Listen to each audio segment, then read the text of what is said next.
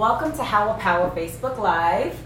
This week we are talking about empaths and relationships. Yes, and this is going to be so interesting. I am here once again with Melissa Acuñado. Acuñadango, yeah. Acuñadango. There you go. Melissa Acuñadango. And we are both empaths, and we decided that we were going to come on here and give some tips about empaths and relationships.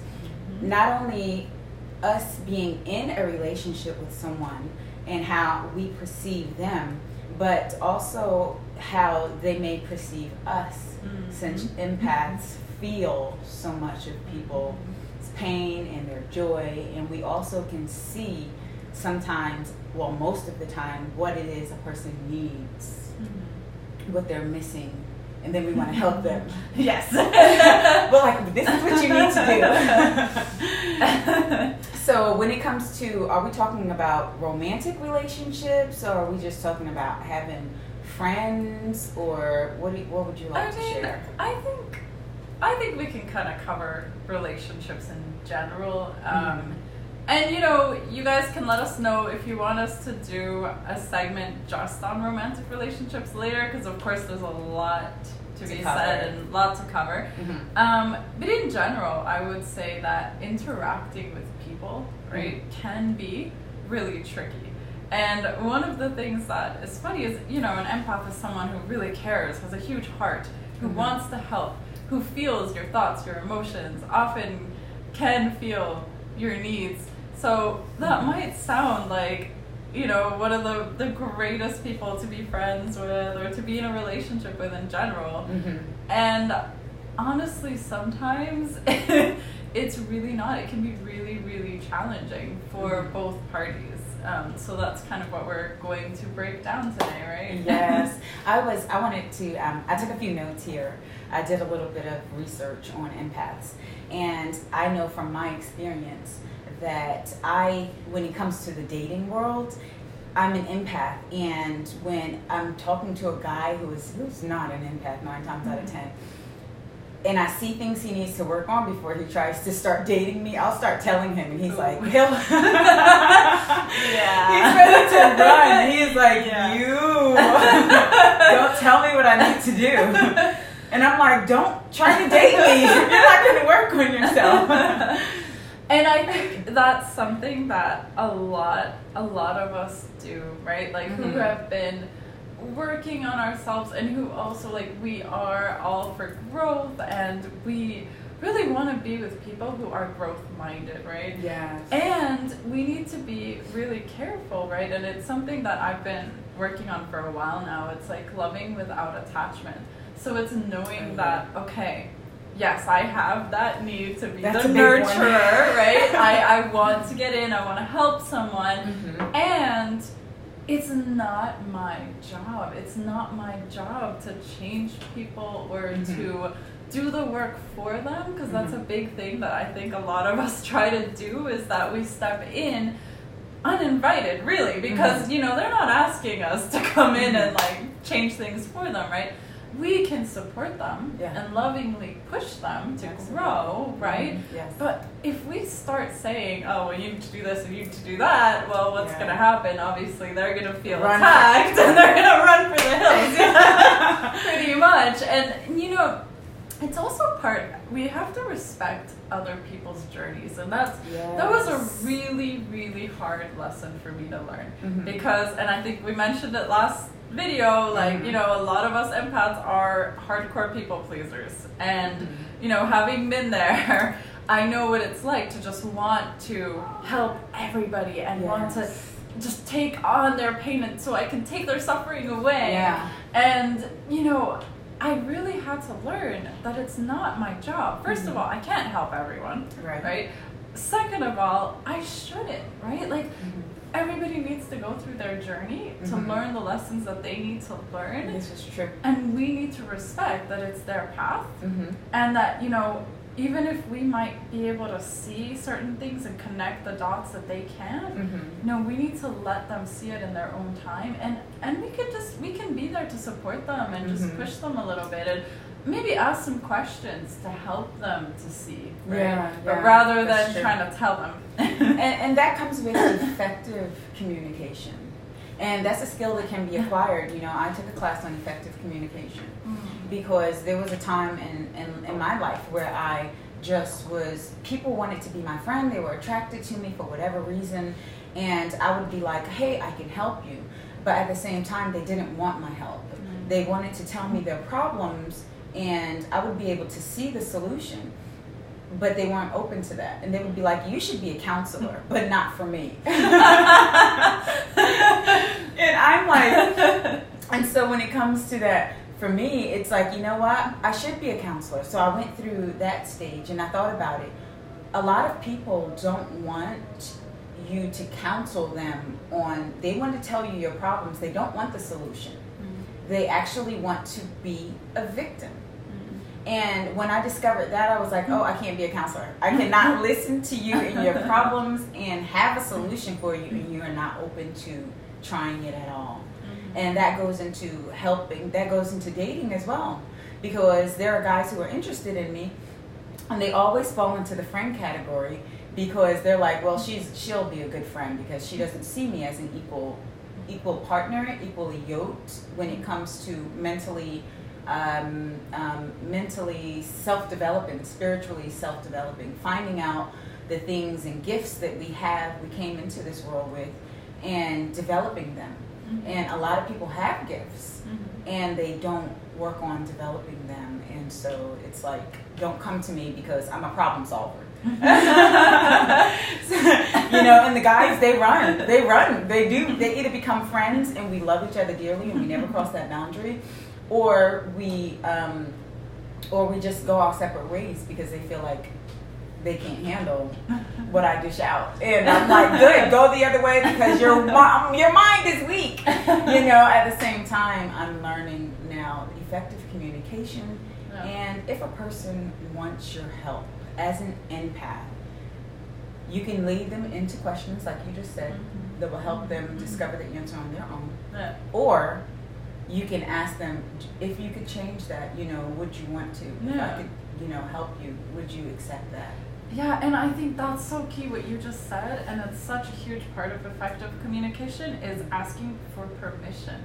Like, that sounds almost redundant, I don't know, but especially in romantic relationships, you know, you fall into that habit of almost like wanting to change a person, right? And I think a lot of empaths, because we are nurturers, we tend to attract people that are going through a tough time or that, you know, need a lot of support, and we want to be there for them. But then what happens is that we don't set boundaries, and a lot of the time we don't even understand boundaries. Like we don't create them for ourselves, or if we do, we don't respect them, or we don't really respect their boundaries because we come in and we're like, oh well, I can see that, you know, you need help with this and you need help with that, so I'm just going to come in and help you even though you didn't ask me to. And then what happens a lot of the time is that empaths end up feeling resentful because they feel like they did so much and that they were helping the person. No, but did you ever ask the person if they wanted you to do that? Right. Like come in and just start changing their life? No, you know, they wanted a partner. They didn't want to be your project, right? Right, exactly. And I think that's the thing. It's key to say, would you be open to some feedback, for example? Or would you be open to, you know, me supporting you in this? And then respecting what they say. And if they say, you know, yes, I'd appreciate the feedback, or, you know, I need to process this and figure this out for myself, you know, and then just knowing how to take that step back and say, okay, well, it's their journey, you know, and yes. Like, it's really important. It is. That goes back to effectively communicating. And I was telling you about an associate of mine who was giving a co-worker a ride home. Yes. And, you know, because she didn't effectively communicate with this coworker, hey, I'll give you a ride home. And then the coworker was like, well, I want to stop by this store. It's right down the street from my house. And then she stops at the store and she takes whatever amount of time. But the empathic person who was my associate who was giving her a ride communicated with her, I need to, meet my husband at the store at 5 o'clock. And she never said, I cannot take you anywhere else because I need to be on time. She just expected her coworker to know that I told you I had to be somewhere at 5 o'clock. So you should sum up in your mind that I can't take you all these places. But the coworker is like, well, while you're giving me a ride and this is on my way home, let me stop here at this grocery store. Let me stop here at this bank, and let me stop here to say, pick up my cat or whatever. And the empath is not being able to say no and driving her everywhere and being late for meeting her husband at 5 o'clock. And I love this example because what's really, this is so common that empaths will do this. Like, they will completely squash their own boundaries, right? They won't set boundaries. They won't effectively communicate and say, this is what I need, and, I need to respect my time and this and that. And, why I love this example is because she was literally in the driver's seat, right? Like, she literally like we are in our at life. the wheel, right? Yeah. And it's a perfect metaphor for life. Like, you are in the driver's seat. Yes, you can't expect other people to meet your boundaries for you if you're not even communicating them, right? Absolutely. And it's just, all it takes is that loving boundary, that loving communication of, I'm happy to give you a ride home, and that's as far as I can go, right? Rather than later saying, oh, well, having that resentment of, oh, she asked me to go to the store and this and that.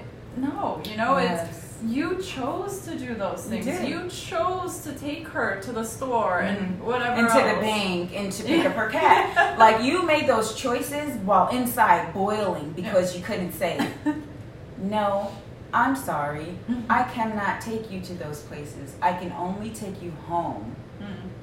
If you feel like explaining, I'm to the point now where I'm like, I don't have to explain. I'm giving your ass a ride home. That's it. Yeah. If you feel like explaining, I need to be to my husband on time. But if you don't do that, you are consciously making a choice, and then you're being upset about it, and it was you behind the wheel, and it was you who couldn't say no. It was you who couldn't say, I need to be somewhere else. It is you who couldn't say, I said I would take you home, not grocery shopping, not to the bank, and not to pick up your cat. Yeah. And I think a lot of empaths end up being in a victim mentality, feeling like, oh, everybody always takes advantage of me. That's such a common one, right? What? Like, you hear that all the time, and it's like, that's not possible. Like, you can't. No, you are giving them that control. Yes. You're giving them that power because you are not setting your boundaries and you are not communicating, right? Yes, and that's really, like, we need to communicate effectively. We need to set our boundaries. Yes. And as you said, like, you don't feel the need to justify yourself, and I agree. Like, no is a full sentence, right? Like, absolutely. If we feel like, we are not able to for whatever reason, we can just absolutely say no, you know, and sometimes it also means, not picking up the phone if you feel like, you need your own time to yourself. Yes. And, just simply acknowledging your own feelings, your own thoughts. And sometimes it takes us empaths a little bit to process certain emotions.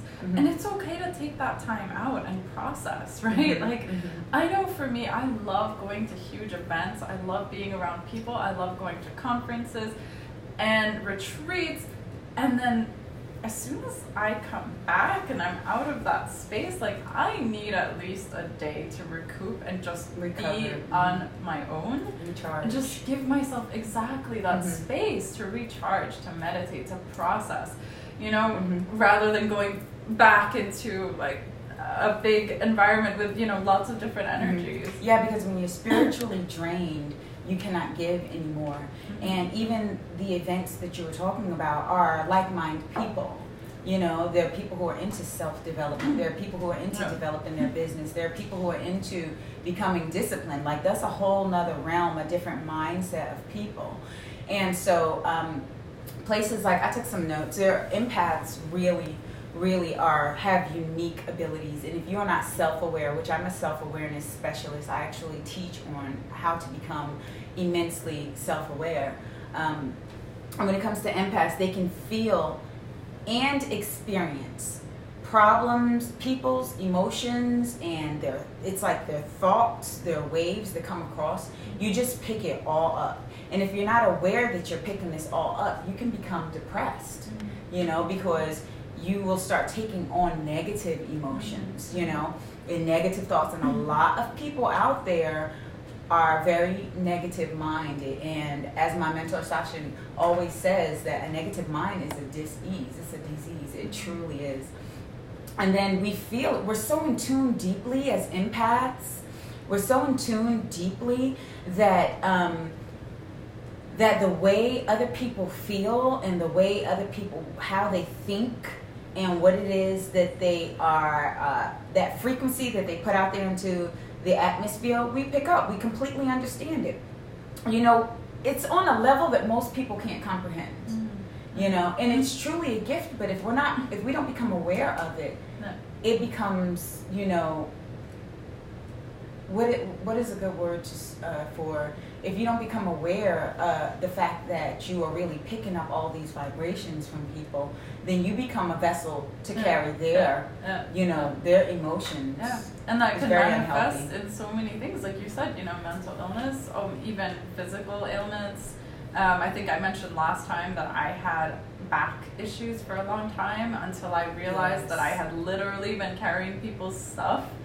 And, you know, and how this plays out in relationships is really interesting, because if you're not self-aware, right, you can often pick up the other person's energy, their stuff, their thoughts, their feelings, and then it can become very draining.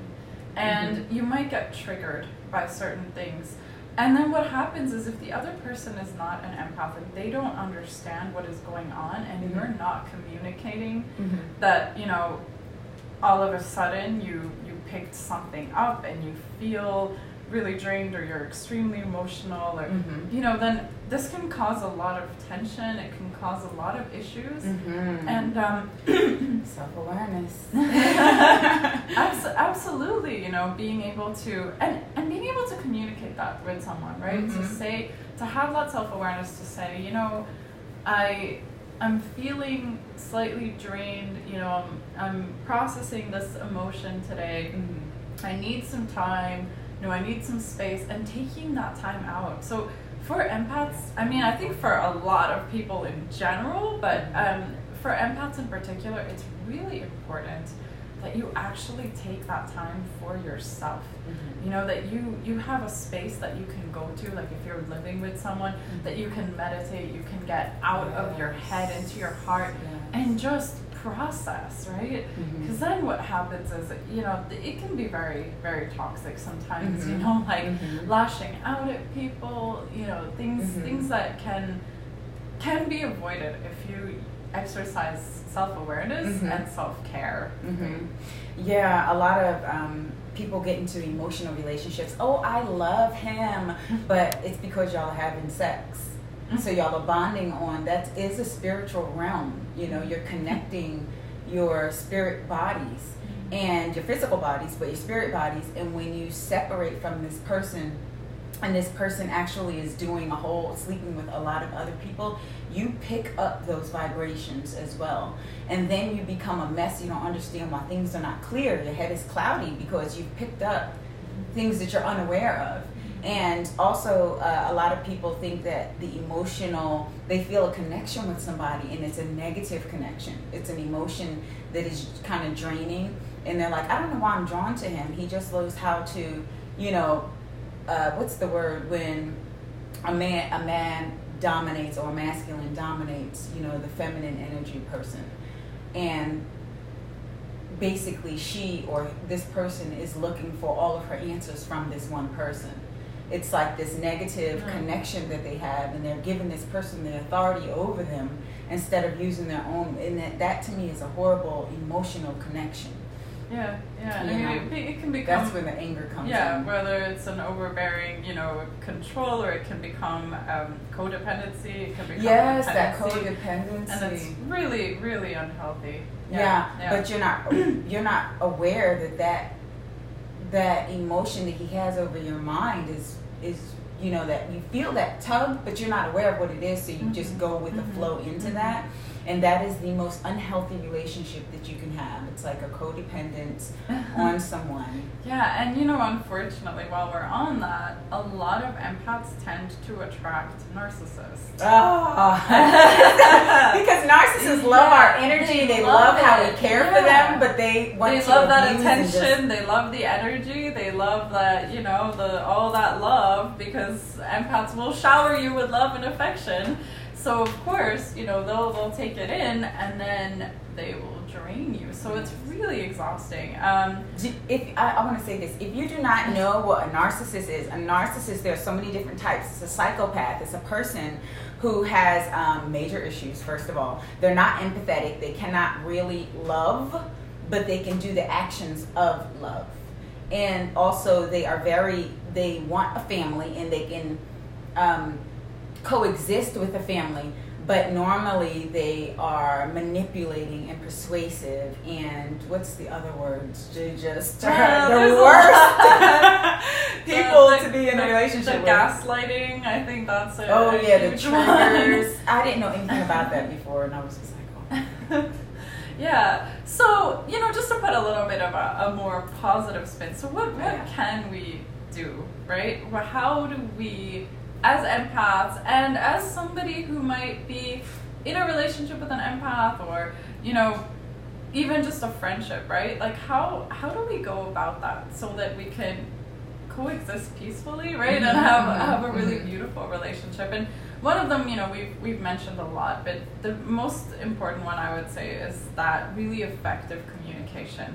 Communicating what it is that's going on inside of you, communicating your needs, and having that mutual understanding, right? Mm-hmm. So whether you are with somebody who is not an empath at all, but you've communicated so effectively that they understand, what it's like. They understand your experience, and maybe they're even attracted to that. They like the fact that you're vulnerable, that you feel their emotions, their thoughts, and that you're there for them.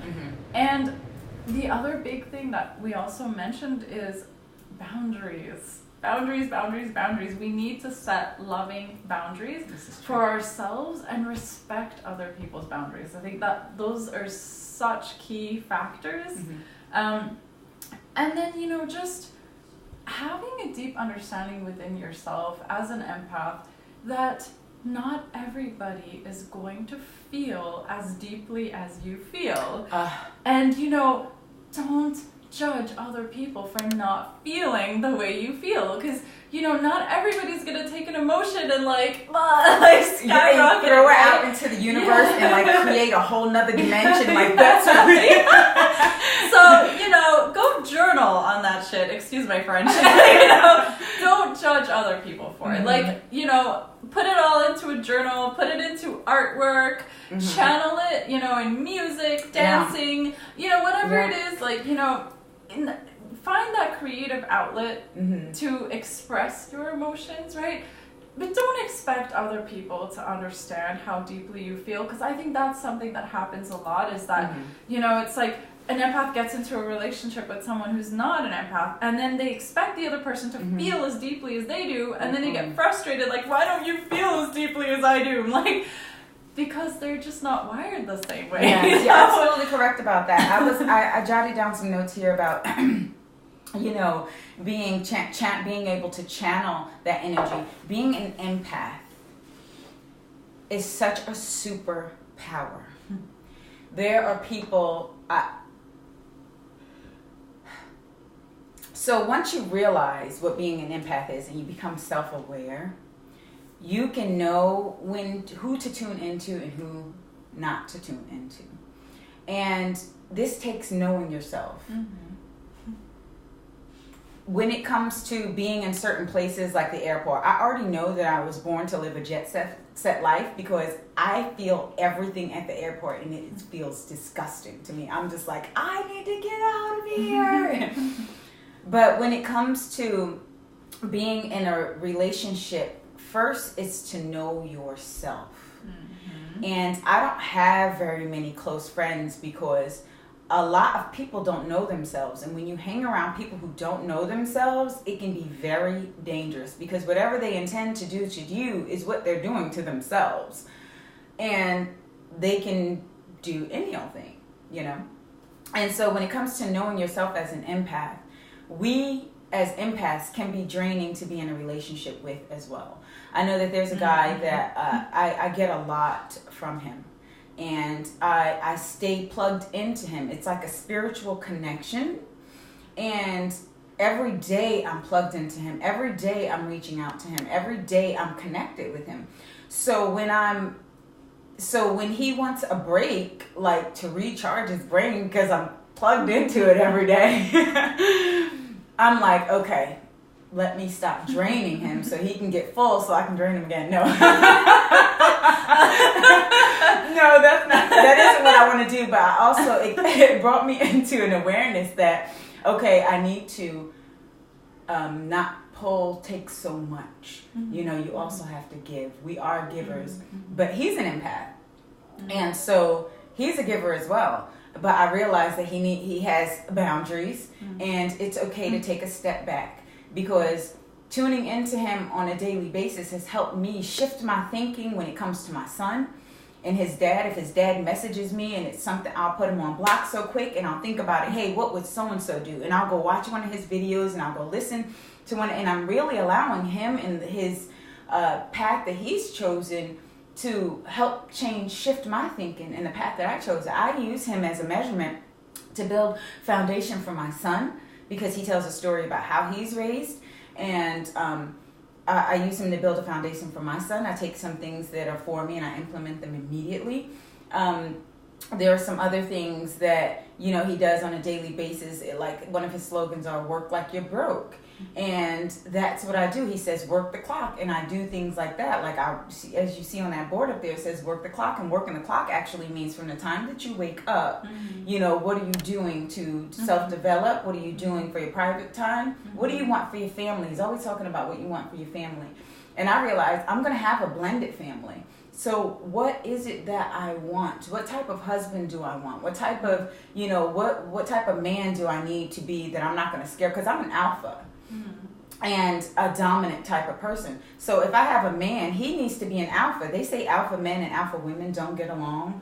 But at the same time, if he's truly an alpha man, he'll automatically, his energy and the power within him will dominate the feminine. You know, it's just a natural thing, not necessarily because we're all programmed for the male to dominate in a certain way. But the dominant that they do is that the masculine energy and the feminine energy, that's what it is. So anyways, getting back to empaths draining other empaths, mm-hmm. I was staying so plugged into him on a daily basis that he's like, wait, hold up, boundaries. Let me recharge. You know, and you have to understand that, hey, you've been drained before. You know how it feels. Take a step back. It's okay. You know, stay focused, stay committed, well, for me, it's not believing, it's a knowing. Keep knowing and recharge, allow that person to recharge because we can be overwhelming as empaths. Our energy is extremely strong. Our knowing is extremely strong. Our connections are strong. And we have to learn how to, what's the word? Utilize that? Yeah, I mean, and you know, it's funny. I think like I've had that in friendships where anyone that's hung out with me at mm-hmm. all knows that I like to go deep. Mm-hmm. Like I don't do small talk, right? Like someone talks to me about the weather and I'm just like, I've shut up. Like I am not here anymore, you know? Like yes. And so so I go deep right away. Like I ask those tough questions. I crave those like soul bearing connections, right? But that can be really hard for people, you know? Like I mean, I think a lot of people just aren't on that wavelength. So sometimes, you know, you're having a conversation and you go there and you ask them a really deep, really personal question, and they're kind of like, what was that? And what made you say that? You're like, I can see it. And you know, and I'm there like, well, I just really want to connect, you know. I want to know their soul, and I want to like help them grow. And it's just like, and you know, I remember one time I was like out with some friends and we went out dancing, and I'm sitting with a friend and I start trying to have this really deep conversation, and he's like, we're at a club, can we just dance, please? Like, can you not do this right now? Exactly. So that's so true. I'm learning not to go so deep as well. Like you said, if someone asked you about the weather, you might not go so deep on that, but I will. I'll be like, oh yeah, you didn't know the wind blew the clouds together and made it rain? And they'll be like, huh? No, I didn't know that. I'm like, yeah, up there in the galaxy, and I can go so deep on it that it pushes the other person where they're uninterested anymore in the weather topic. They're like, let's go somewhere else, you know? And so I'm also learning that, you know, I can effectively communicate overly. So it's about knowing exactly what to say, reading the person, but only giving them a little bit of information, you know, at a time. And I'm learning that. And those that don't want the information to improve themselves, I basically just leave them alone. I'm like, but you want to hang out with me? Let's go out, girl time. No, I can't allow those type of people in my space, because you become who you hang around. And if you're not developing your mind, and you're not developing your skills, and you're not developing your physical, your mental, and you don't want to know about yourself, there's nothing I can do for you. Yeah, I mean, you know, we can hold the space in a sense. Like we can love those people from afar, right? Like all the time. You know, anyone who you feel like you don't want to let into your space, into your immediate bubble, right? It's like I can love you, but you know, from over there, right? Like I will send you love, and I will send you light, way over there, though. You know, and like before we get out of here, I wanted to talk about being in a relationship with an empath. Unless you are two empaths, you really don't understand how an empath perceives energies and people. And so a lot of the times empathic people have issues in relationships because we are always coaching or teaching or telling our partner, you know, the answer, the solution to their problem, and they want to see you as an equal, not a teacher or a coach. And a lot of the time that pushes a person away, you know. And so I think that's one of the biggest, what they say is it makes it hard to love an empath, you know. I'm trying to love you, you're trying to teach me. Yeah, and you know, part of it though is being able to, like I said at the beginning, love without attachment, and have that unconditional love and acceptance where it's like you're accepting them as they are and loving them for who they are, right? And you chose to be in a relationship with them, you know, you need a partner, not a project, right? Like, I think we need to remind ourselves of that, you know, if we're choosing to be in a romantic relationship, then it needs to be mutual support and not, you know, one-sided. It's not a coaching relationship. And, you know, I'm a coach, and I don't want to be coaching 24/7. Like, you know, it's like, babe, it's tempting. You know what you need to do? You know, it's tempting, but then there's moments where you're just like, no, I need to step out of that. Like, take off that hat and say, well, now, you know, this is a safe space, and we are equals, and we are both here to support each other. And, you know, that's where you can also just allow yourself to be vulnerable and allow yourself to receive, too. And that's a whole other topic that I feel like we could go into. But I love becoming unemotional about certain things, because to become unemotional about things for me is to not take it personal. Understand that this person is their own frequency, they're their own identity. Even though we are one, they still have certain characteristics and traits that represent who they are and who they are becoming.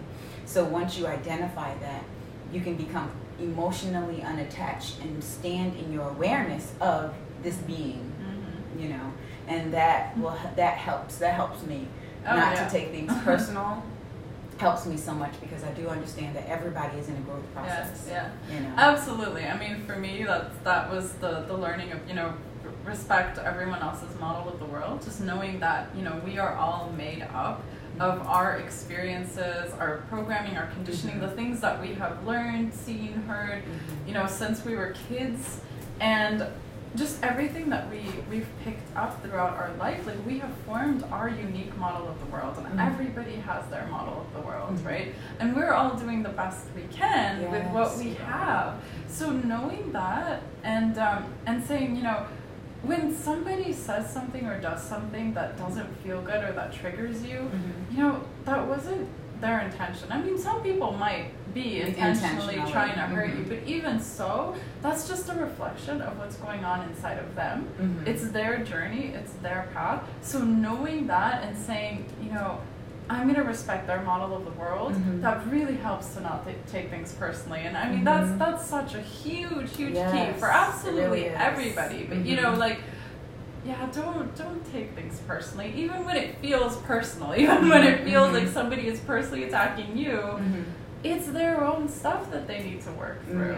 It is, and once you understand that, then it makes it easier for me to be quiet. When someone says something, I'm like, and sometimes I think it's funny, especially when people come at you in a egotistical way. I don't know why it's so funny to me, because I do know that if they didn't identify themselves as their ego, they wouldn't be having such a hard time with accepting. But at the same time, since they are just, you know, I'm coming into the awareness that it's okay to just be quiet and allow them to express themselves the way they want to.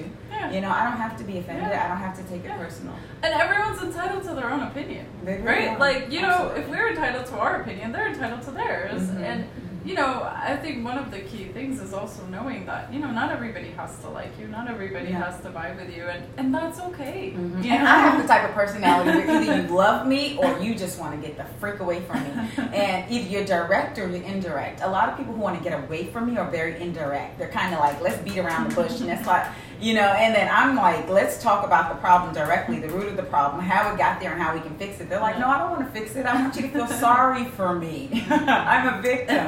No, I'm going to need you to change that if you want to be in my personal space. But I do believe that is our time. And thank you for watching. This is on empaths, a relationship with empaths.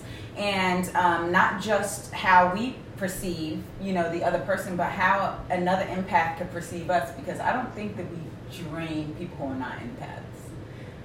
Do you think so? That we drain them? Yeah. So, in a sense, not in the energetic sense, not that they're picking up our stuff or that we're taking theirs, but it can in an over-intellectual way. Yeah, in that sense of like, you know, why do you keep asking me questions? Why do you keep trying to dig deep? Or even in the sense that sometimes we can be very vulnerable, and we're all about our emotions and feeling our emotions, and you know, sometimes that can be exhausting for people. Like, oh, she's crying again. Like, you know, that can be tough, overwhelming, a little bit. Yes. But thank you for tuning in, and hopefully, you know, this video has helped you on becoming a little bit more self-aware of you being an empath, and how, you know, and if you're not an empath, how to deal with people who are empaths is very important, especially if you're in a relationship with one and you're not an empath. I think it's really good to look up and do research on, you know, the types of empaths, and that way you can love the person that you're with a lot better. Yeah. And just another thing, so there's so much to cover on this topic, and we both have a lot of experience with it, you know, in our own lives and things that we've read, and we've done a lot of research on it. So if you have any specific questions or like a specific topic related to empaths that you want us to cover, let us know. You know, ask your questions in the comments, and just we'll be happy to address it next week. Yes, yes, and thank you for tuning in once again. We'll be here Wednesday next week at, do you want to? 12 o'clock. Yes, yes, yes. So if you have the time, tune in. If not, you can also watch later and give us your feedback. And we'll talk with you guys soon. Bye. Bye.